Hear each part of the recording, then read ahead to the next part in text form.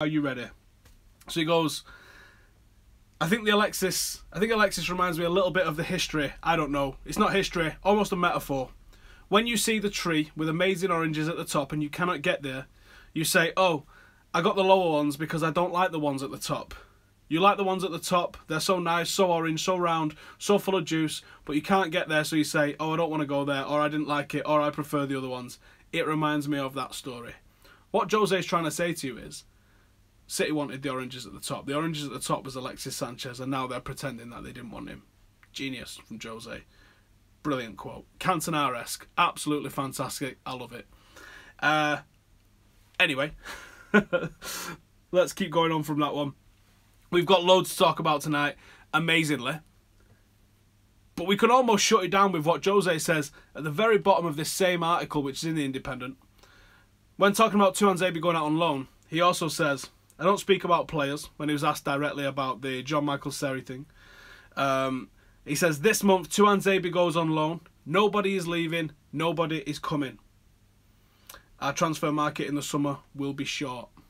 Does that mean short because we're looking at doing the business for everybody now? Maybe that we're looking at the likes of Seri right now, hoping that we're going to get that over the line in time for the start of the summer window kicking in.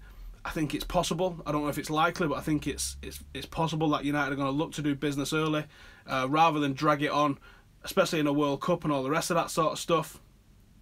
A lot of people in the comments here talking about no pictures of Alexis training. I've seen someone saying it's because of copyright or image rights or something like that. I can't believe that's the case, to be honest. I can't believe that's the case. It might be the case. I just can't believe that that is the case, to be honest with you. I would be confused if that was the case, should we say.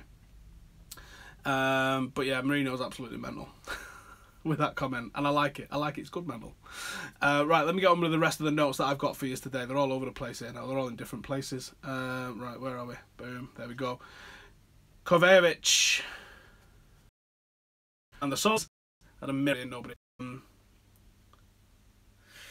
But I don't know.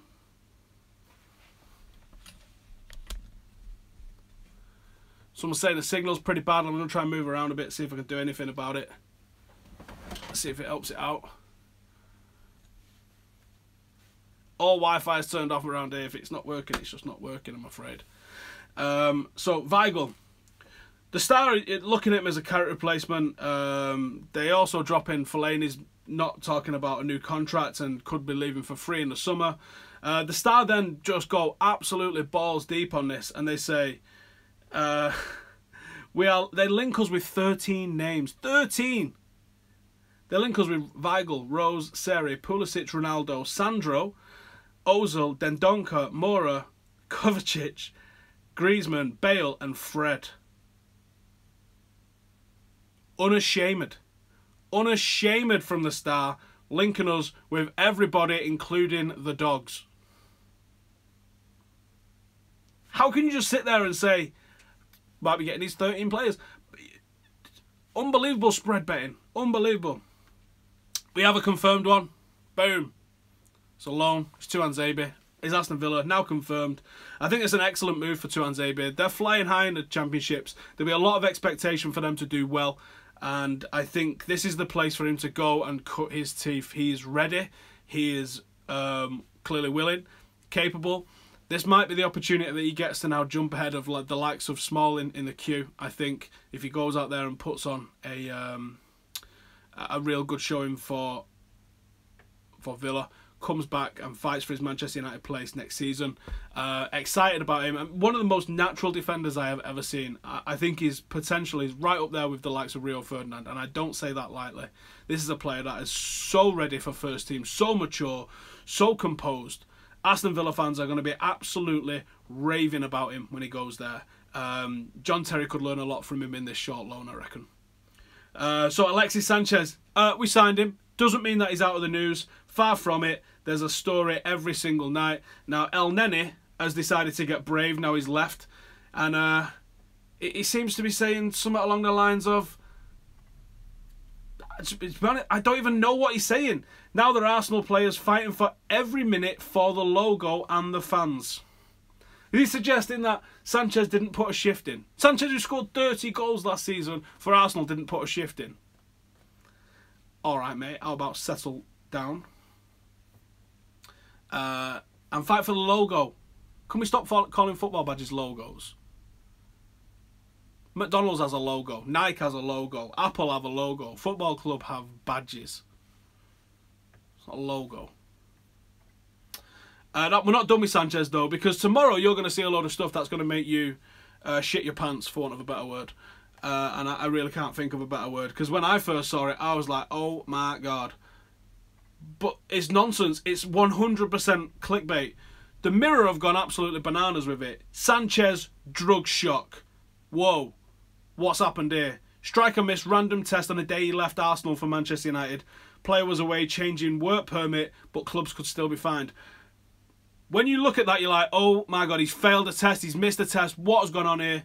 You read into it. Basically, Arsenal didn't file for the whereabouts of Alexis Sanchez because he was on his move up to Manchester at the time. Players have to notify governing bodies of their location all the time so they can be randomly tested at any point. And you're like, it's such a non-story. It's a clerical error that the player can explain away. I was in the middle of moving clubs. It's actually quite easy to assume that, you know, a clerical error like this happens on the day somebody moves to another club.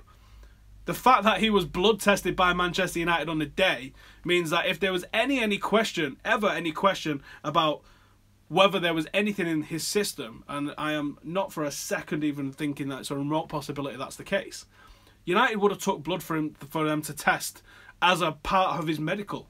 So there's going to be blood there for them to test taken on that day. So it's the most non-story in the world, but Old Faithful here, the Mirror. The Mirror fast becoming one of the worst for their back pages.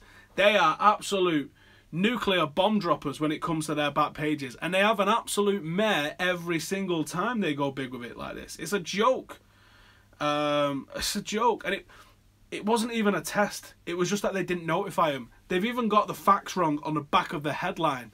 Just like they did with the waste of money with Anthony Marshall. Just like they've done all of these times with these big headlines that they go with. Someone should just start saving the Mirror back pages because you're going to trip them up after about 5 minutes anyway.